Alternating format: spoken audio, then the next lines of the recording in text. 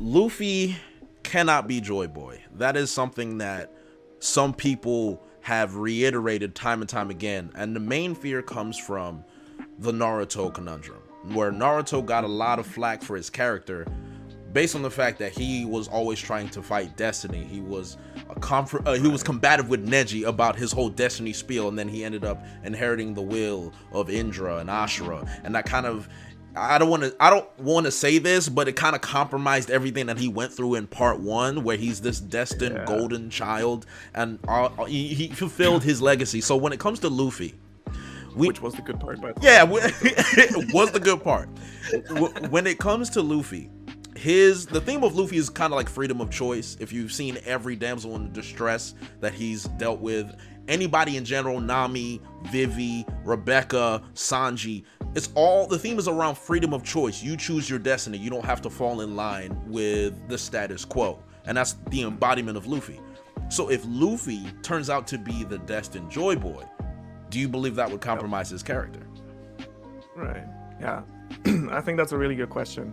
And I know that that's like a big concern of people, that it's like, oh, at the end of the story, it's, as you said, like pull like a Naruto, and then basically, oh yeah, it was like Luffy's destiny all along, blah, blah, blah. I personally think, and I feel like I've discussed this somewhere before, that it's not the same, because destiny plays a different role in One Piece, in my opinion, than it does in Naruto. Okay. I feel destiny and like it in Naruto, like as you said, it was like the first half was the main character grinding his way from nothing, like into like a bit of attention and into getting stronger, and like, you know, getting a bit of recognition, getting stronger, and so on and so forth. And then suddenly at some point it's like, oh, but actually, you know what, like you've had that power within you all the time, and like you were fated. You and Sasuke were like destined to like fight and like, you know, blah blah blah, beat this alien whatever thing.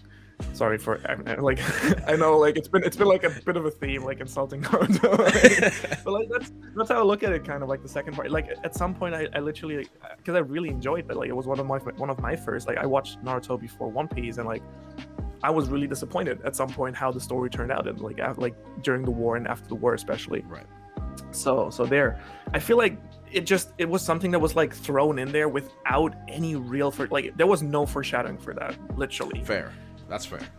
And in One Piece, I think it's different. We have like the Will of D is like introduced, I think, in like chapter 90. It's like before chapter 100, I'm pretty sure. Right. It's like on like when we meet Chopper, I think it's Dr. Correa, I think, who talks about it first. She does mention it, yes.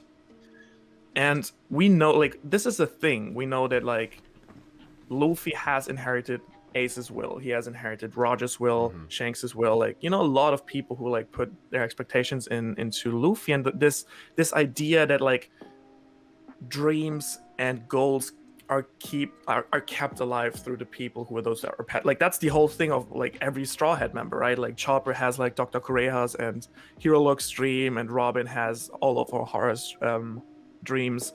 You know, Zoro has Kuina's, like everyone has like, you know, like Sanji has Zeph's dream, and so on and so forth. So that's already like a big thing established in One Piece. And I also don't think that if Luffy were to be Joyboy, I don't think that would undermine his adventures at all, because I feel like he still made his own choices. It's just that Luffy, I think everyone who had the will of D, in my opinion, that's how I look at it as my headcanon, has the potential to become Joyboy. And it's just like Luffy might just become it, right? Because like he's special, but like not because he's destined to be so. He had the potential to be that, and he was just that great of a person, and through his choices and hard work, he kind of like earned, right, you know, that right to become that special person who like fulfills their destiny. So I look at it more in that sense. All of that being said, I personally don't believe that Luffy is Joyboy. So I'm glad you said that, because that's actually my next question. Because one thing that you mentioned was very interesting is the idea behind Joyboy. It seems like someone who can be a candidate to be Joyboy, but there's no one destined Joyboy, which is interesting. Now, we have the prophecy about the two sovereigns, and some people might think that's also Joyboy and Shirahoshi. But if Kaido said, looks like you couldn't be Joyboy either, I'm just like, well, now we're looking at Joyboy a little differently, right? So if you had a choice, your main candidate to be Joy Boy outside of Luffy. I'm probably considering only 2 people at this point, but Yeah. can I guess who you would say? I feel like you're gonna say who I think you're gonna say. I mean, I feel like. Do you have another candidate apart from Momo? Because like I couldn't actually think about. So I know Whitebeard said you're not the one Roger's waiting for, but Blackbeard, the parallels he has with Luffy are very interesting. Now remember, you have to qualify. You have to be a candidate to be Joy Boy.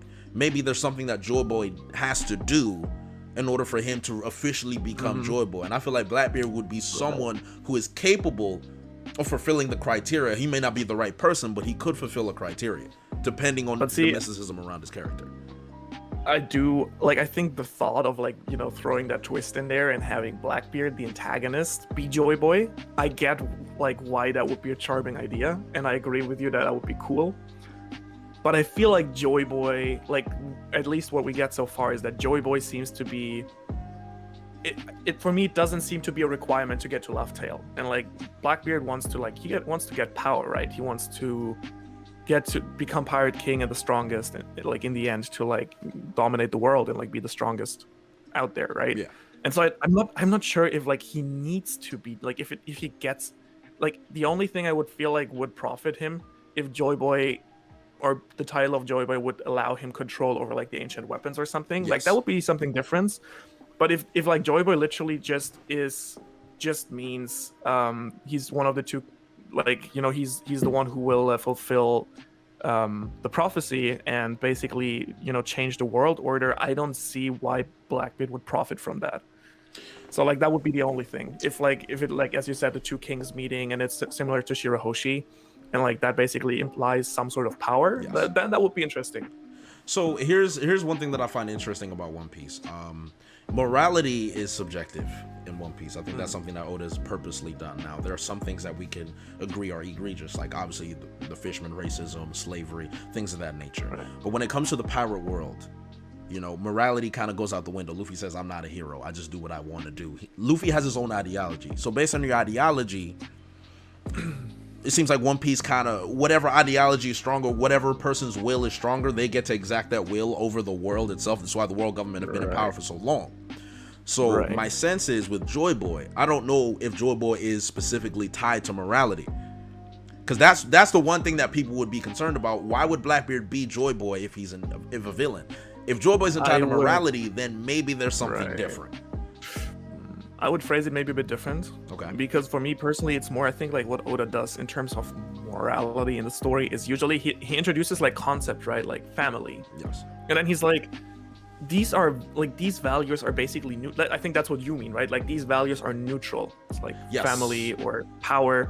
And then what Oda does is like usually he puts like the good, like he says like basically it depends on the person who like holds these beliefs, what it actually turns out to be. It's like both Whitebeard and Doflamingo have like this concept of family, but then like Whitebeard has like this very positive version of it, while Doflamingo has this very toxic version of it, right? Yeah. The same for Luffy and Blackbeard. Both of them like look for people who really fit into their crew, but then Blackbeard makes it like I get the most fucked up people who can like fuck up the world with me, and then Luffy is like I want the people who I can party with.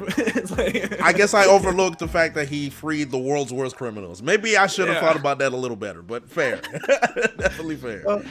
But like not really undermining your point there. Yeah. But like I think that's more like the way Oda approaches it. He takes like values that like you might think are always good or always bad, like family must always, like if you put family first, that must always be great, and he's like no, it kind of depends like how you execute it. And the same with like when you're like when you're power hungry, that's always bad, but then like again it depends how you execute it. So but yeah, as you said, I feel like that doesn't, I think now that you put it that way, it might actually, as you say, like Joyboy might be up for grabs for anyone in that sense. So the another backing that I have for that notion is Kaido.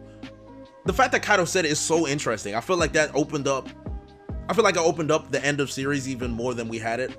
Where if Kaido says, so you couldn't be Joyboy either, is Kaido looking for Joyboy? Kaido doesn't qualify if he's looking for Joyboy. Kaido knows something about Joyboy. If you've noticed that Kaido has been looking for people who have conquerors. He's been looking for strong-willed people and he wants to break their will, so they follow him. So maybe he's trying to find a Joyboy because Joyboy is the key to controlling the ancient weapons.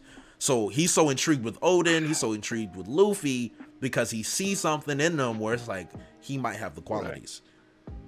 So I think we can definitely agree that Kaido knows, and like if Kaido knows, Big Mom probably knows as well, right? And I wouldn't be surprised if they know a lot about like what Laugh Tale is about and like Joyboy and a lot of the stuff, you know. I feel like that's just natural, given their power position and the monopoly they have like on power in the New World. I'm curious. I'm really excited to get like a Kaido flashback because I'm really like that's a different story. I really am in love with Wano as an arc. Like right now, like the only arc I put above it is actually like Water 7 and Enies Lobby, just because like that has been so good and my favorite for such a long time. But I really enjoy the way it's going. And one of the things I've really enjoyed is how Kaido slowly is going from this just like, oh, it's this beast, this monster that basically just like ogre club smash kind of thing. Yeah. To like becoming a really interesting character. Like, oh, now suddenly he has a child, and that child we don't know is that his real child, and it's like what kind of relationship do they have? And then we see like, oh, like on the one hand he like doesn't mind playing dirty, but on the other hand he has like this sense of honor still, and he hates it when, you know, people who he respects get backstabbed and stuff like that. And like we see him and Luffy having like this sort of like basically what Luffy and Katakuri had at some point, like this mutual respect and fun in like measuring each other up. Yeah. So I think I'm not saying that Oda's necessarily going to make Kaido very likable, but I think there's at least a chance that when we get to like Kaido's flashback, like first of all, I think we can agree there's going to be like some fucked up shit one way or the other. That's going to be like relatable, right? Like he's probably gone through some stuff. And then the other thing is that I personally, I feel like, you know, as you said, he's looking for Joyboy, but I'm like, the one possibility, as you said, is like he wants to like utilize that for his own purposes. But I wonder, like, if whatever might be to Kaido's character, like, it might also be that, you know, he is looking for Joyboy to help him or whatever. Like, I don't know. Like, I'm not, like, I don't think that Kaido has yet been made into that crazy villain. Like, he's way too far away from, like, me being able to fully hate him. Yes. Like, he's a great antagonist, but I feel like there's a lot of potential there for him being like someone that Luffy has to defeat because he's like wrong. But similar to Big Mom, he might actually have like in his own way, you know, good intentions, kind of that sort of thing, if that makes sense. Yeah.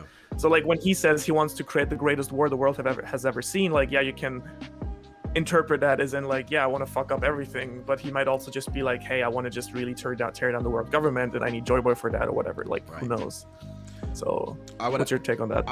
It's interesting you say that because I would actually argue that Kaido is one of the most subtly written characters that Oda's had in the story. There's a lot of subtlety with Kaido's actions and behaviors where if you read between the lines, you'll see a lot more depth in Kaido than you would have first initially. It's a lot of like gestures and mimics, exactly. like facial expressions and stuff. Yeah, it's definitely Oda uses that style with Zoro a lot from time to time as well.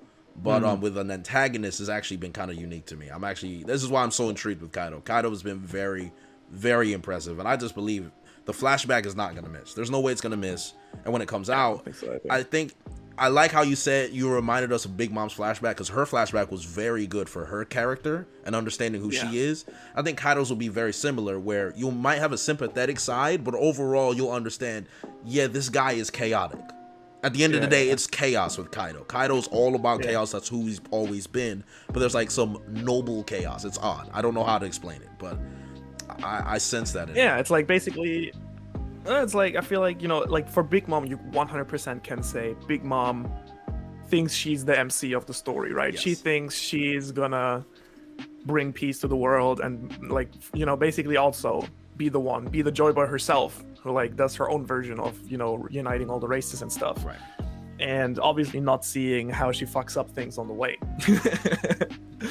So, I mean, I guess in theory you could even say that, I mean, I think we don't have to argue that Luffy's way better, right, than Big Mom. But I guess I think it would also be interesting to say, like, if you step away from like the main character perspective, it's like, I'm sure like the Straw Hats also are not always doing everything perfectly. Of course. So yeah, so I think it might be the same for Kaido. It would be interesting, I think, if Kaido basically wasn't like Doflamingo, who was just basically like, yeah, it's basically like the super narcissistic approach to like it's all about me and like, you know, make me feel good kind of thing. Yeah. And fuck the world. Like it might be that, but I feel for Kaido there might be a lot more subtle, you know, no, like nuance in that point. So there, yeah. So but bringing it back to the main question that you posed, as you said, I think Kaido seems to be well aware of Joyboy. It really sounds like something in a way that is like, first of all, it's not like a person fixed. I think it's pretty clear that it's not the Joyboy from the Void Century. It's like not the person coming back to life. It's more like either it was a title right from the start, or it was a person's will being like passed forward through time. Right. So yeah, and then yeah, I as I said earlier, I don't think there is like, just story wise, it wouldn't hurt Luffy's character, I think, in the slightest if he were to be Joyboy. But that being said, I don't believe he will be. But if it were, I don't think it would be a problem. Okay. So I'm guessing your run for is Momo. You were saying Momo's Joyboy. That's what I'm hearing. Or it's a character we haven't been introduced. So see, like, I'm a big fan of like twists, and One Piece is great at twists. So I think it would be, as you said, if it were like suddenly to be Blackbeard or something, that would be cool. But that being said, Momo is incredibly, like, there has been so much focus on Momo like since Zou, and it's really, really clear, like also through the last few chapters where like Momo literally says like, oh shit, I gotta stay alive, like this is like bigger than me, like I'm important. Yeah. It's kind of like, so could be something else, could be, I don't know, that like Momo has to play another role, but it really sounds to me like Oda's setting him up to be like an endgame character, and then it would just make sense, you know, if he were to be Joyboy. Yo everybody, thanks for watching. Make sure to subscribe here to get the latest from the channel, or also check out some other videos that might suit your specific tastes.